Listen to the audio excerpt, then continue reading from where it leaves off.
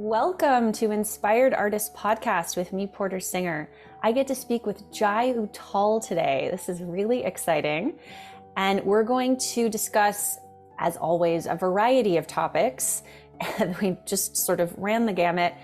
He has lived such an incredible musical and spiritual life. So we got some really beautiful snippets in this recording that I feel very privileged to have gotten to hear and share with you.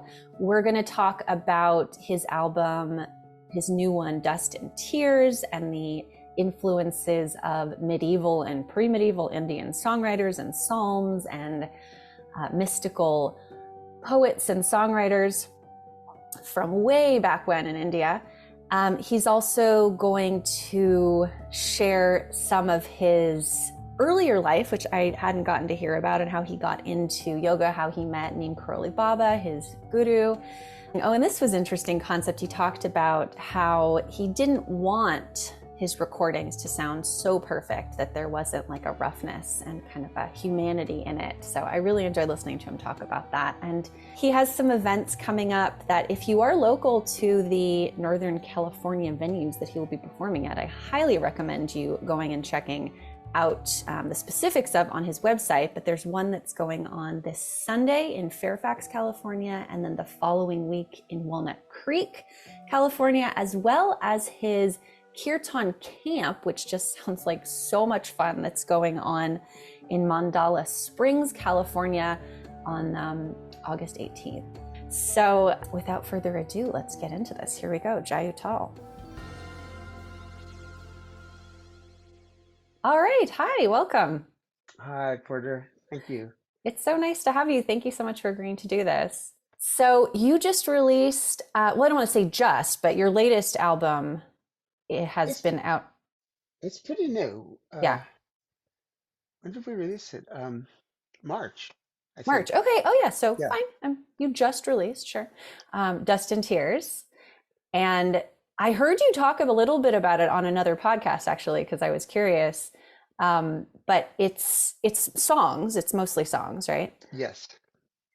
And you were inspired by a Bengali songwriter, right? Is Well, the new that how it album, was? not exactly. I mean, yes, yes, and yes. Well, the songs, the nine songs are all inspired by uh, medieval songwriters. Well, medi medieval and pre-medieval Indian songwriters, um, except for two of them, which are inspired by Old Testament Psalms, Oh, and one of them, which I play in the banjo, is kind of inspired by old-timey Appalachian music, but the last reference, track? yeah, the last track, Yeah. yes. So, but the inspiration for the album, it came a while ago. We all have these books. I mean, many of us have books of poems by mystic poets from India, from Persia. There's so many books of poems, and it occurred to me that these actually were songs and not poems. Almost all of them. We call them poets now because we can't hear their melodies, and we can't, hear how these songs were sung, but they were songs. These mystics were songwriters. And one day, I was just hanging out, and my wife was looking through some of these books. My wife Nubia, and I came into the room with my guitar and just kind of laid down. I was feeling very lazy. Put my head on a pillow and was strumming the guitar. And she read a line from one of these songs, and I started singing it. And we looked at each other and we said, wow, this is what we should work on. And we worked collaboratively on all the lyrics, and each song, has a seed, I guess you could say, from a song of one of these ancient songwriters. The project it took a while because well, first of all, being very busy, and then pandemic and all the stuff that we had to do during that time to maintain connection with our community, and as well as to maintain an income. Hmm. And but we worked on it sporadically, and until we realized, well, we have an album's worth of material. And the songs, well, first of all, collaborating with my wife was such a beautiful thing. We hadn't done it before. Yeah. You know, to this extent, we hadn't done it before, and really working on fine-tuning the lyrics, and seeing what I could sing, creating what I could sing comfortably. And then came the recording process, which started out remotely, because it was during the pandemic, toward the end, but still. And then by the end of the recording process, people were getting together in the studio and we were doing it. Oh, cool. Anyway, so um, I love the album, and somehow taking this inspiration made me, well, I had already felt this, but really I felt, even more deeply a part of this ancient stream Hmm. of devotion, this ancient stream of, particularly from the Indian tradition of singing your longing, uh, singing to God in such a personal way, as like just almost like as a lover, and the songs are very heartbreaking, most of them, but at the same time, is this again, this is not new, but it was a rediscovery of this mystical reality of when you sing the most heart-wrenching emotions and direct them towards spirit, uh, something changes, and you feel joy and presence, Hmm. and so yeah, so that's kind of where the album came from. What one of the song "Dust and Tears," the title song, is, as you said, um, based on some songs from a Bengali singer named Chandidas, who is very, very close to my heart. Hmm. So I was, when you, oh, go ahead. What were you gonna say? I was just going to show you the album cover, and so that people know, this Oh, is so actually cool. my first album that I've made vinyl. Oh, okay. You know, I have so many CDs. We also made CDs, and Yeah. because I can't stand for music to just be in the cloud. I just can't I don't like it. And for anybody who's interested, they can go to my website. Well, not only to purchase it, but what I was going to say is that I wrote very detailed liner notes about all the songs, and Oh. what the inspiration for the songs, and the process around them, as well as all the song credits, the album credits. It's funny. My son is 18, and several months ago, I was working on the liner notes, and he asked me what I was doing. I said, working on the liner notes. And he said, what are liner notes? And, because it's a lost art. And, Yeah. and, um, and I know that most people won't follow the link to go to my website to read them, but I put a lot into them, and some people will read them. Yeah. Is it available as a download as well? Is that Yes, you yes, yeah. it's a PDF download. Oh, gotcha. Okay. And Yeah. a free download, and Yeah. Nubia, my wife, designed it into, it's almost like a booklet. Yeah.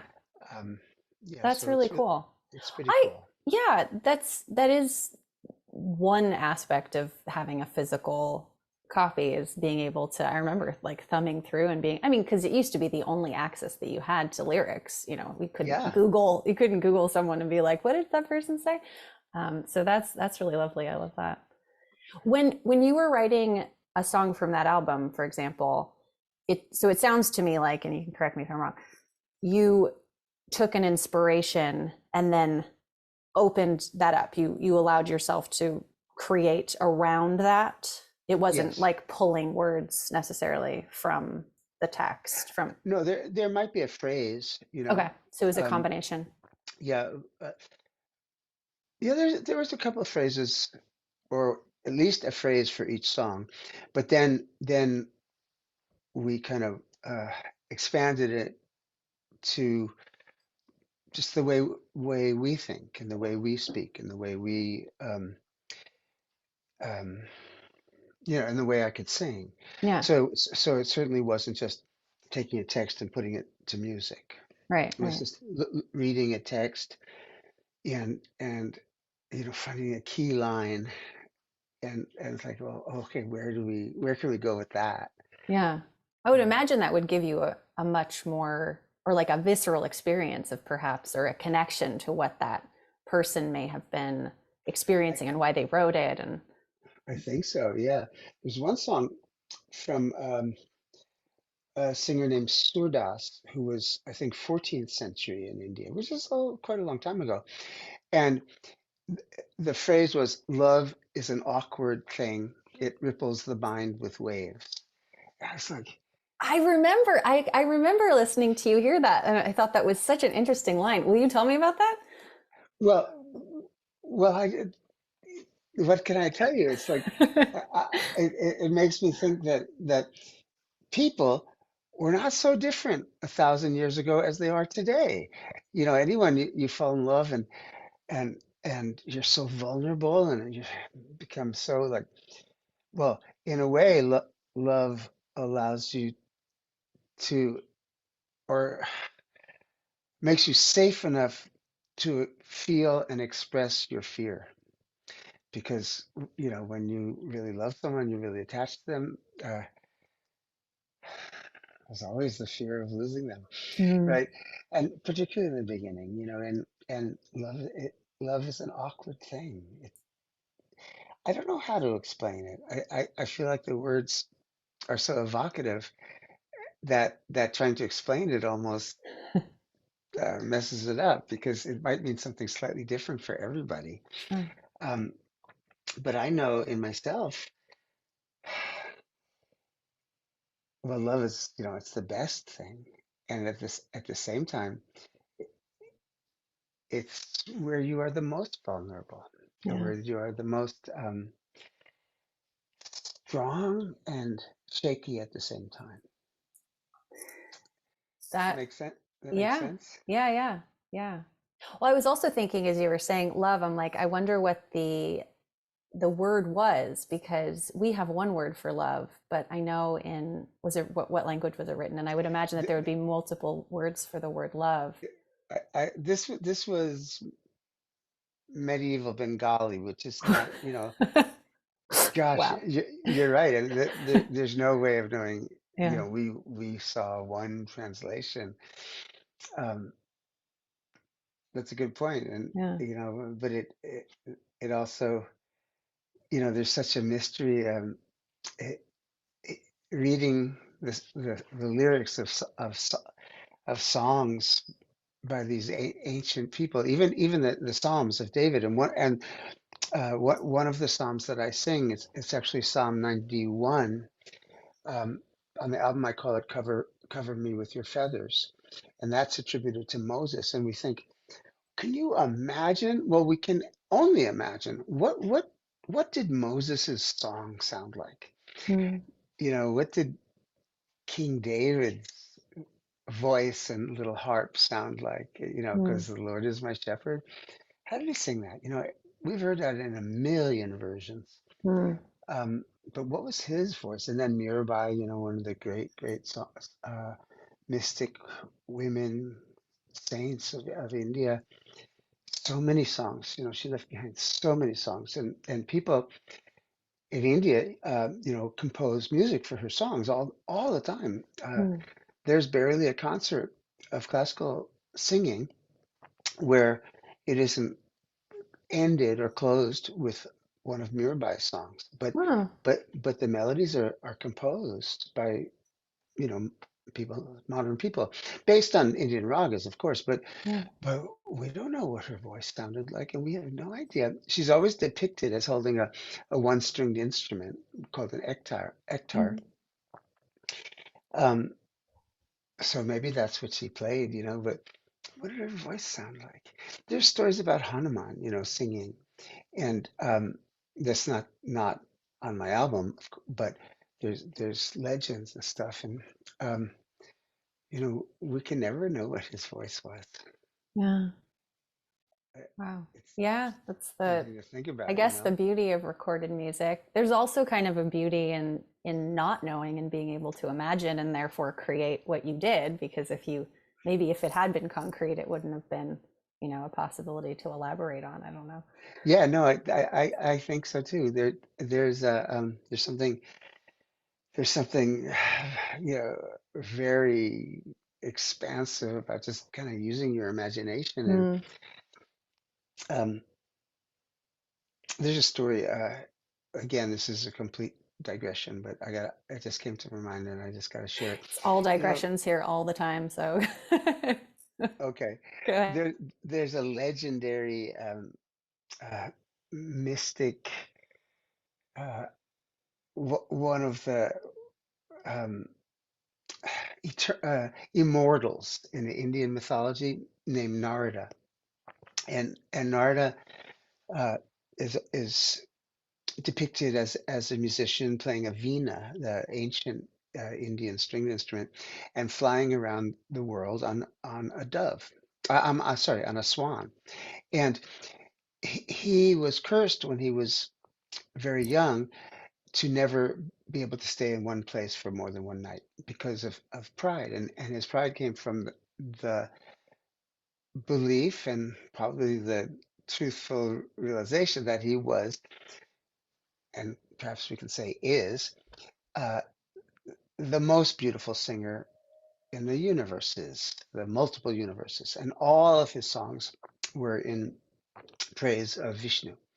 So, so the story is that Hanuman, the monkey god, in his elder years was elder years. He's also an immortal, so I don't know what his what does his elder years mean. But anyway, um, he's sitting in the Himalayas and he's chanting Ram, Ram, Ram as he does as his mantra.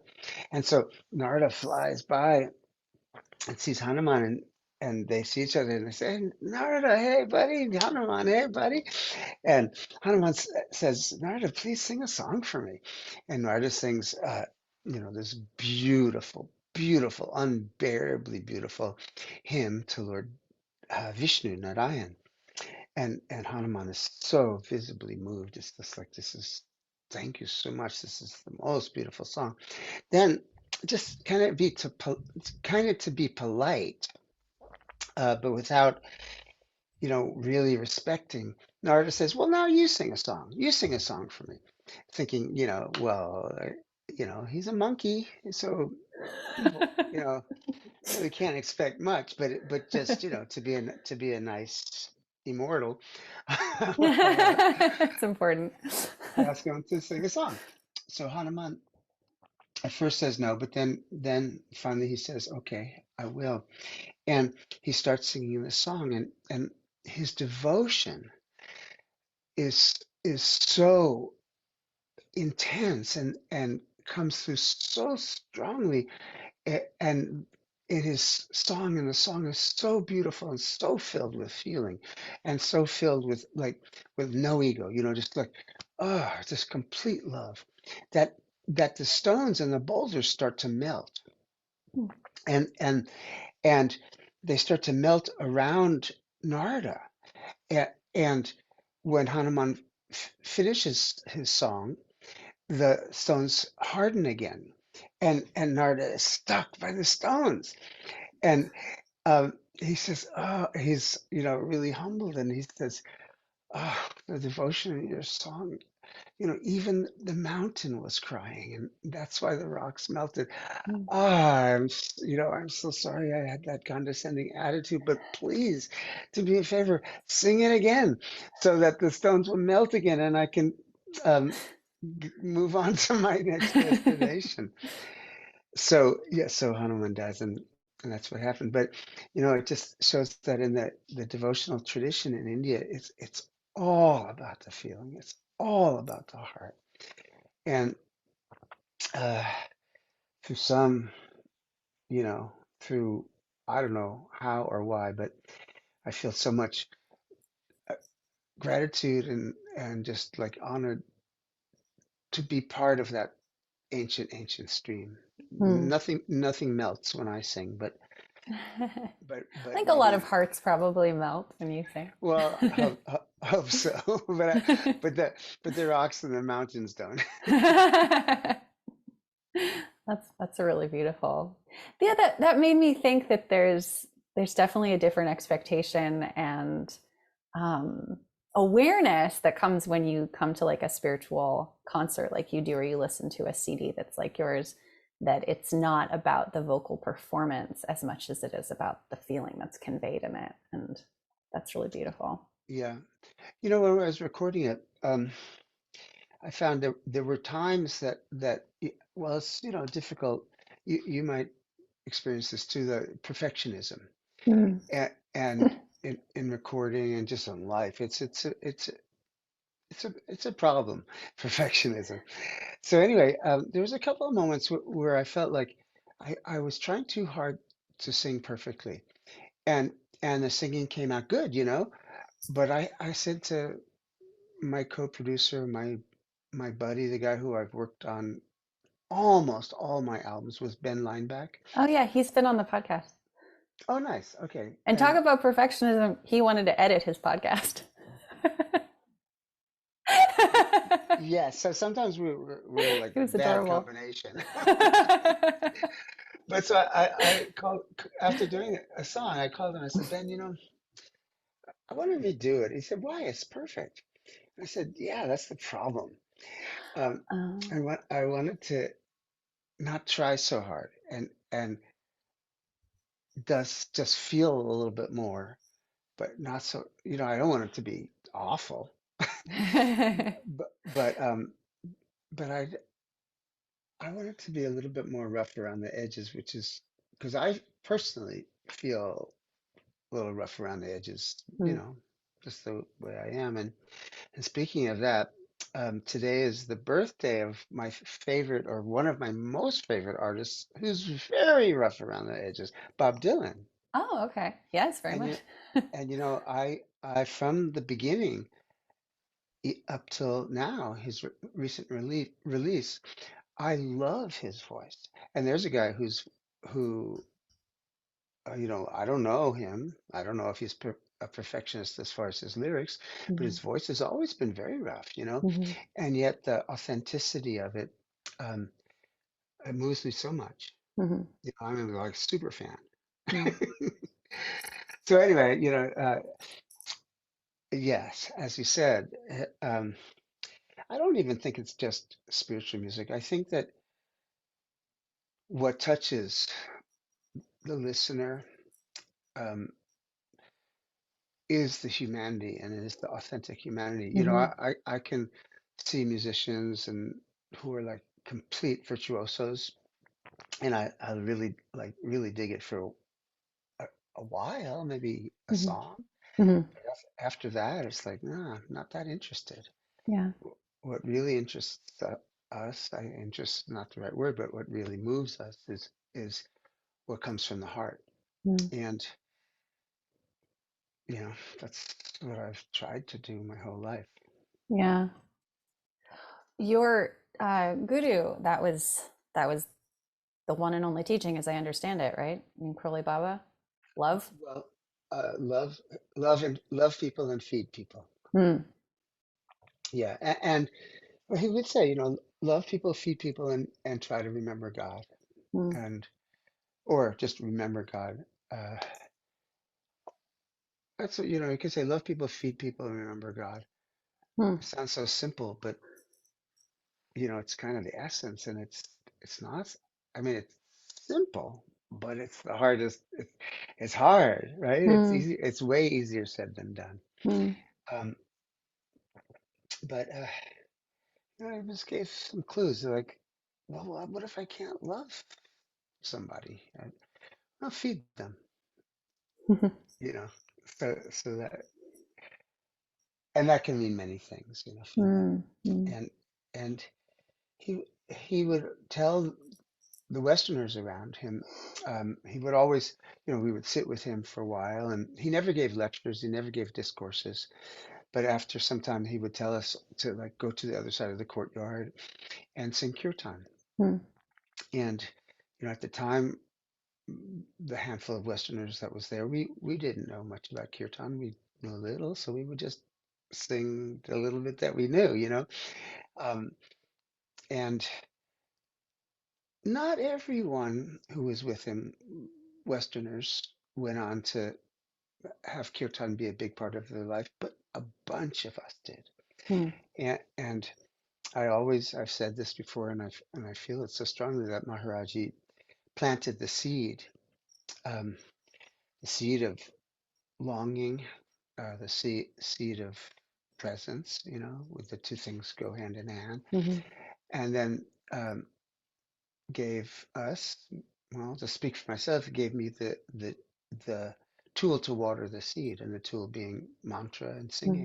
singing mantra, and uh, Where were yeah. you picking up the kirtan that you did know? Was he instructing, or were you just listening to other people do it, or like how did it come to Well, be yours? he never instructed. I before I went to India, I went to India in 1971, and I was 19, bordering on 20, and I had been part of a yoga group in the U.S. Uh, before that. So this was quite a while ago. I was a teenager, and I was initiated into this yoga society, quote unquote, and the Indian teacher of that. Can I just pause you there? How did that come to be? How did you as a 17-year-old, like, is that something that you're willing to tell me about? That seems like an Well, interesting well, thing for a 17-year-old. when I was like 15 in New York City, um, I began to like get intimations of India and Indian things, and Hmm. I think when I was 16, the Hare Krishnas started in New York. Prabhupada, who started the Hare Krishna movement, came to New York, and I heard the Hare Krishna. I don't know how they didn't sing very well at that point either, but I saw them at a big gathering in Central Park in Manhattan, and I was very, very attracted to what they were doing. I wasn't attracted to the robes. I wasn't attracted to the externals, but I Hmm. was really attracted to what this kind of practice that they were repetition, Hmm.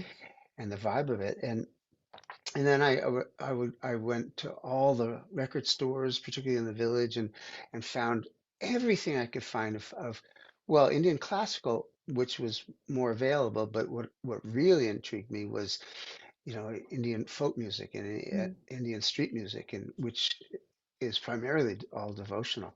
I would Hmm. say that the classical music is devotional as well, but it's it's a little different. And so then I went to college very briefly in Portland, Oregon, and Ali Akbar Khan, Hmm. who was the greatest of the great Indian classical musicians, Yeah. performed at the school on the eve of um, first classes, and um, just blew me away. So I stayed there for one semester. I failed music, I failed I failed religion, and uh, and I came down to the Bay That's so Area. beautiful. I know I love to say it because Not in the well, long it's term, just true. just Yeah, by right. that standard. So I came to the Bay Area where Ali Akbar Khan had, and it still exists, his school of classical music, classical Indian music. Oh, okay. He passed away, I guess it was about 15 years ago, but I became his student, and I was a hippie, and the Beatles went to India, and India was Hmm. like India, everything India. And then this yoga teacher came to town, and I was interested, and I, I said I want to learn this, and so I learned yoga, and I mean I learned yoga. I learned. I studied yoga, put it that way. And he was also, he shared a whole bunch of kirtan with us, different Oh, kirtan mantras and very simple melodies. And at the time, I put him to guitar, some of the melodies, and we really had fun with it. And and also, I was deep into my studies with Akbar Khan, and I stayed on and off studying with him really till he died. Um, I, I will say I was an irregular student, mm. but I was, very much. I feel like extended family of theirs. I took guitar lessons to his son and went over to his house often, and but anyway, What instrument was he teaching you, or was it singing or he was sarod? teaching sarod. Or- It's a 25 string instrument. You know it? No, I just read that on your bio that he was a sarod player. So, and I actually have been to I went to the store. I've never been to the music school, but I don't think Uh, that exists anymore. The it store. does. It does? And Oh, oh, the store moved to Berkeley and has a different name. oh, Um, okay. That was an and amazing store. yeah, so they took it out of the garage there where it was for so many years, and I think it's got a different owner, but it's still the same, same people working there and the same people repairing instruments and importing instruments. Oh, It's cool. called it's called either Musicians Mall or Musicians Mart. I'm not exactly sure. I don't Oh, remember. And the school is still there, and uh, the main teacher is Ali Akbar Khan's son, Alam, who okay. is a magnificent musician. I think he's in his mid 30s, I guess.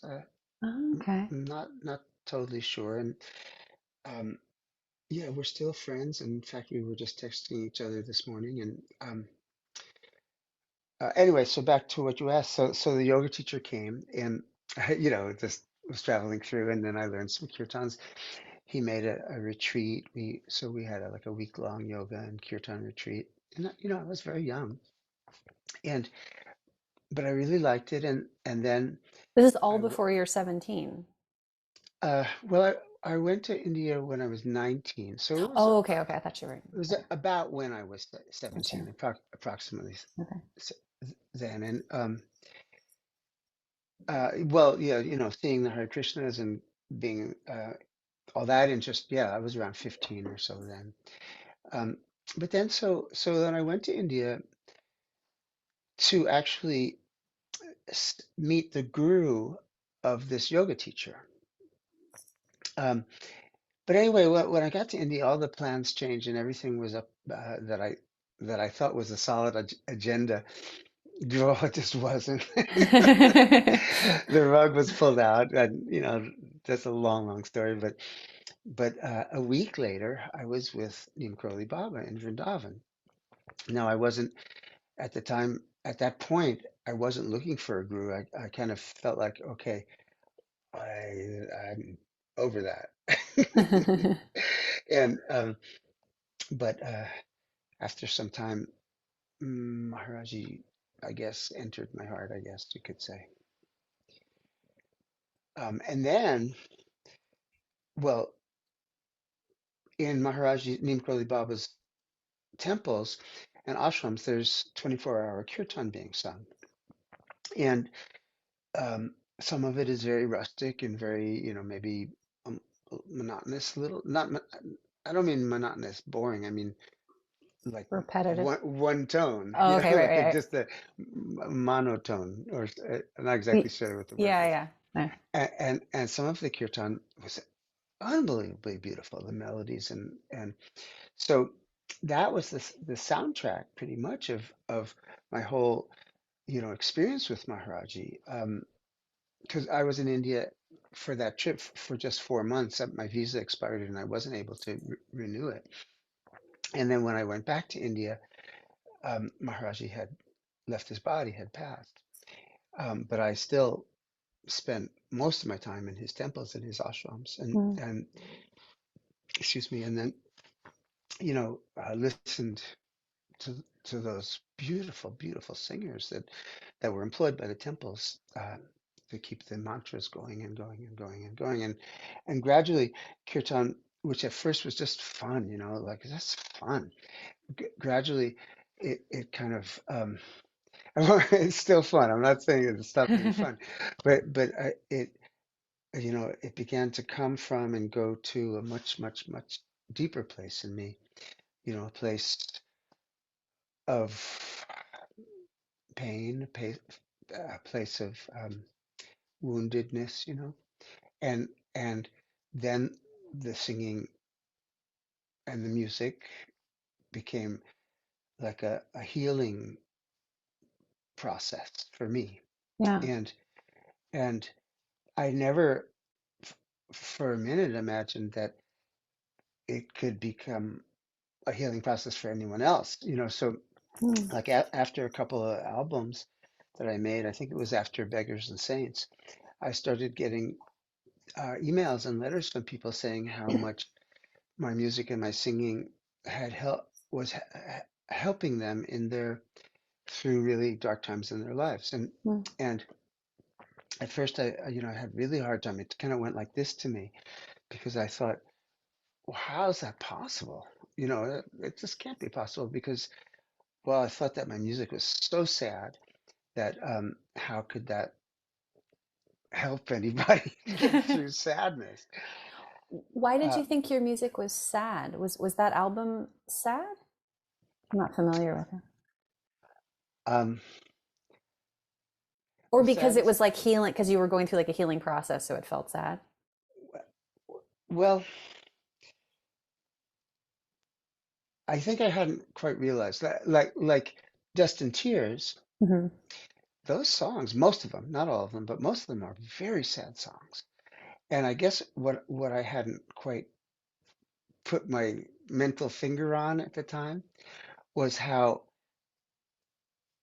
songs that are filled with um, all the deep and perhaps dark emotions, like they transmute those dark emotions.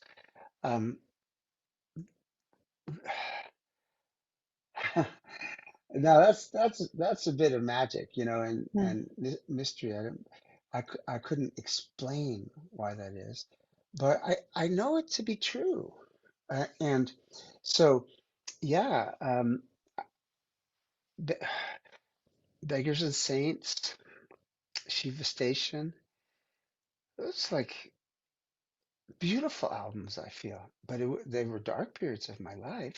Mm. Um, well, dark and light, because I had Maharaji as a guiding light, my guru, through all those periods. But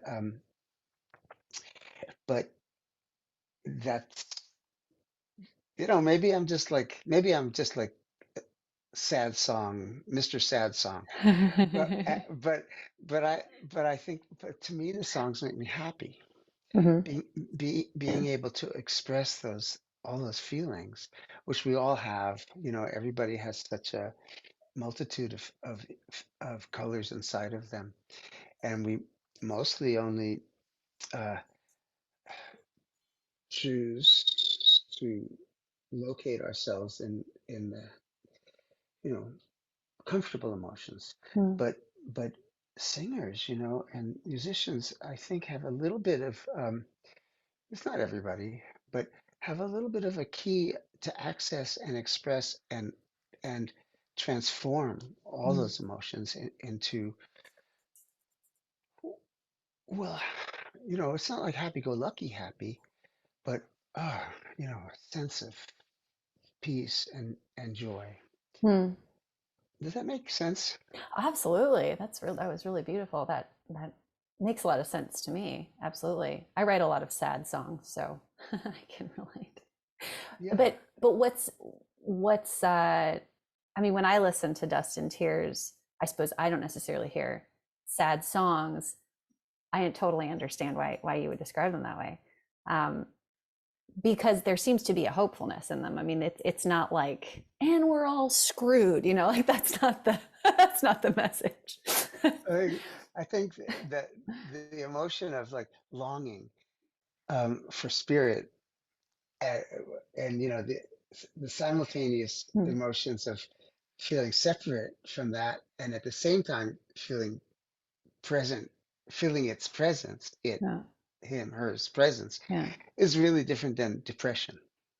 You know, depression and hopelessness is, well, there are songs of depression and hopelessness, but that's a slightly different Yeah. subject, you Yes, know? yes, indeed. Um, yeah, it's hard. I don't like to listen to hopelessness very much. Yeah. Yeah. Well, I was listening to Brene Brown talk about her Atlas of the Heart book, which is all the emotions she like goes through. She's cataloged all these emotions, and um, one that was particularly interesting to me was bittersweet, which I don't quite understand how it's an emotion, but like the feeling of bittersweetness, where it, I think it's like that experience of um, of the contrast, like of knowing what it's like to be uplifted, but then also feeling like you're separate from that feeling sometimes, but you can't really uh, feel that upliftment or that love without knowing its opposite, or you can't appreciate it as much, right? Yeah, I think that that if we call it a feeling that of bittersweetness, it's very profound. It's very poignant. Like right now, um, our son is 18, and he's a great guy, and he's an amazing musician, and you know, we s- we bond a lot. I think a lot more than most 18-year-old sons with their fathers.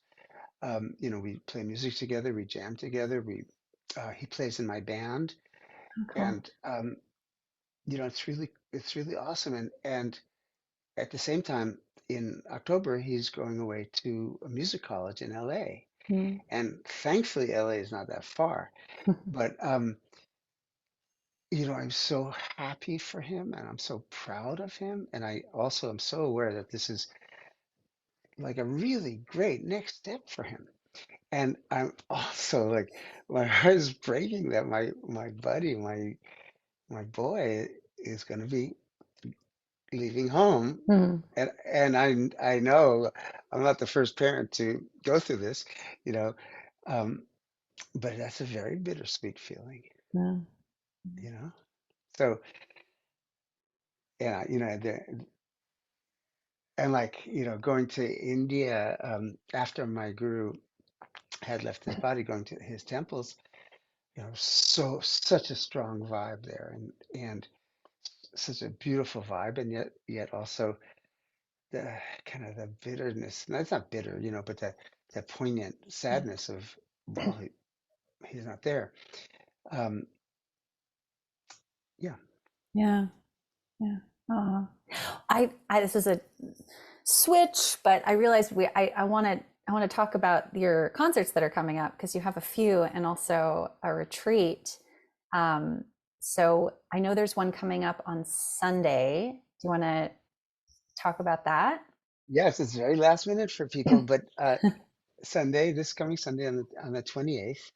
Um, well, let me preface to say that for quite a while I've been um, not wanting to travel much, and it was after like a life of touring and touring and touring, and Mm, it was very, very hard to pull back from it because it becomes your way of being. But the pandemic kind of forced me to not to stay home, and what I found was, although I missed playing music with people and singing for people, I did not miss the traveling at all, and I really fully embraced being a homebody. And I'm in my 70s, and it's like it's a different thing. So what I've been trying to do is more local stuff, even though it's smaller, and it's more humble, but s- still beautiful. So this Sunday is just in a yoga studio in Fairfax, in California, the town we live in. It's called Padma Yoga or Padma Yoga Fairfax, and it's at 6 p.m. And uh, yeah, if anybody's in the area, please come. It's going to be really fun. And then next Saturday. Yeah, I think it's a Saturday, the 3rd, June 3rd. I'll be singing at a yoga studio in Walnut Creek, over the other side of over the East Bay for people. This is also local. Um, it's called Indigo Yoga, and I think that it also starts at 6. But people can go to my website and see that. Um, so I'm really looking forward to both of those, and to doing more and more local, smaller things for my local community that feeds me and feeds others too. Now it's not, big career stuff, right? Uh, but it seems to suit me right now. Um, I want to say that in August, let me look. I told you before, but I can't remember. It's the Um, weekend of August 18th, you had said. I remember Thank because you. that's my brother's birthday. Thank you. So for like prior to pandemic, for 18 years, twice a year, my wife and I and several other musicians and artists, but we hosted kirtan camps every summer in a in the Bay Area, or just like close to the Bay Area, and every winter in amazing places like Guatemala, Costa Rica, Brazil, India, Oh, faraway places. And well, then pandemic came, and uh, we converted our kirtan camps to an online experience, and really my wife activated that because I didn't quite think that was possible, but it was possible, and it is very, very beautiful. And we're doing one of the camps now online. It's already started. It's a little into it, and we will be doing it more. hmm. But uh, we haven't done an in-person retreat, so it's 4 years now. So we started out with the idea of doing a full-on kirtan camp, but then we just like, it's been a while. Let's move into this more humbly, I guess. And so we're doing a weekend, and it's yoga. My Nubia is a yoga teacher. She's been teaching yoga since she was 16, and Oh, wow. she's just something else. She's really, really special. I would call her a healer, but she would never use that word for herself. Anyway, it's a yoga and kirtan retreat at this beautiful place called Mandala Springs. It's about 2.5 hours north of where we live. We live in Fairfax. Well, we're in the process of moving, but it's still in the area. And um, that's also on my website. And that we're really looking forward to that because, when you're when you spend a weekend with a bunch of people, um, you know, very quickly it becomes very intimate and Hmm. very like a very beautiful group experience where everyone's sharing from their hearts, and we're all singing together and practicing together. And yeah, I'm really looking forward to that. The kirtan camps, the annual kirtan camps, were my always my favorite events of the year Hmm. because I get nervous. I'm shy. I get nervous. I go to a place with, with a new group of people for an evening of kirtan. I, I love it, and it always takes me a while to kind of settle. You know what I mean, and not feel self-conscious. But at the kirtan camps, well, I get through that in the first night, and then we have 6 days together, and it's just so different. So yeah, I would love people to come to that. That sounds so fun. You have So as I understand it, you have a band there, right? And at Mandala Springs, it's just going to for the kirtans, it's going to be me and a percussionist. oh, that's Um, enough.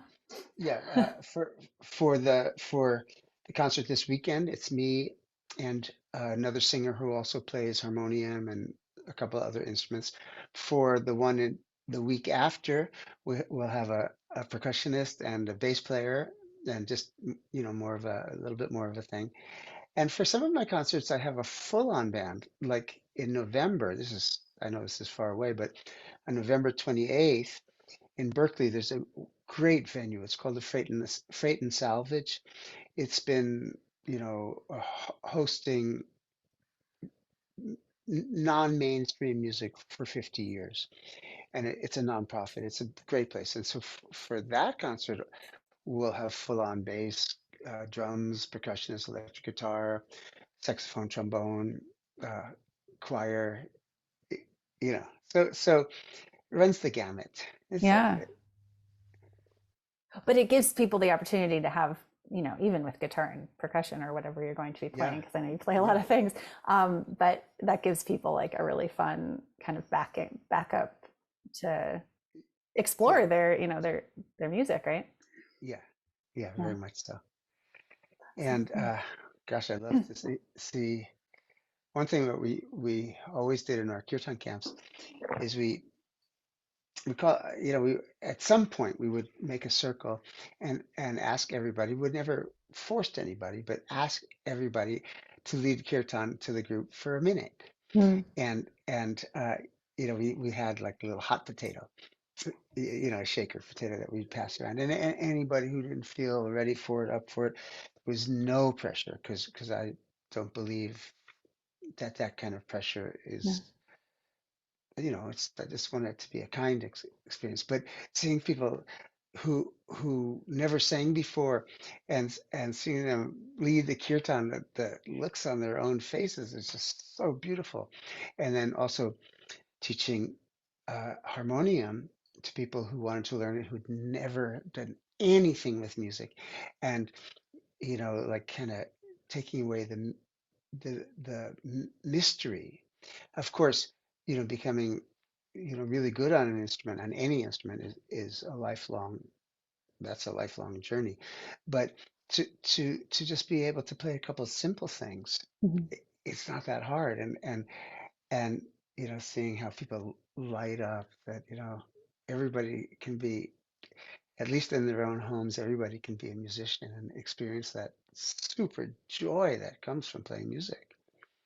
I mean, Mm. my son's a musician, and we talk, and he sees, being a musician, on one hand, it's not an easy life, but on the other hand, it's the best. Huge pro there. Yeah. Awesome. Well, thank you so much for doing this. I loved hearing a little tiny snippet of your amazing exploration through mantra and yoga and teachers and travel. And so thank you so much for coming. Really Thank appreciate you it. for hosting me. Let me do one more plug for my Oh yeah. album. And you can get signed CDs and signed vinyl from my website, and as well as, like, at risk of sounding like crass commercialization, we have like a lot of nice t-shirts and hoodies and all kinds of stuff. So that is Nice. jayuttal.com, which is Nice. And all those pretty links will easy. be in the show notes. So you can click on that easily. And yeah, I think that's a wrap. That's it. Thank you so much. Thank you, Porter. Thank you so much. Thanks for tuning into the podcast, y'all. Please like, subscribe, rate, comment, whatever the platform you listen to podcasts on offers you, as a way to let its algorithm know that you're enjoying these episodes. That really helps. Also, there's some links in the podcast description notes that allow you to support the podcast in a way that benefits you and us. So please check those out. And if you'd like to stay in touch with me, you can sign up for my mailing list at portersinger.com. We'll see you in the next episode. Bye.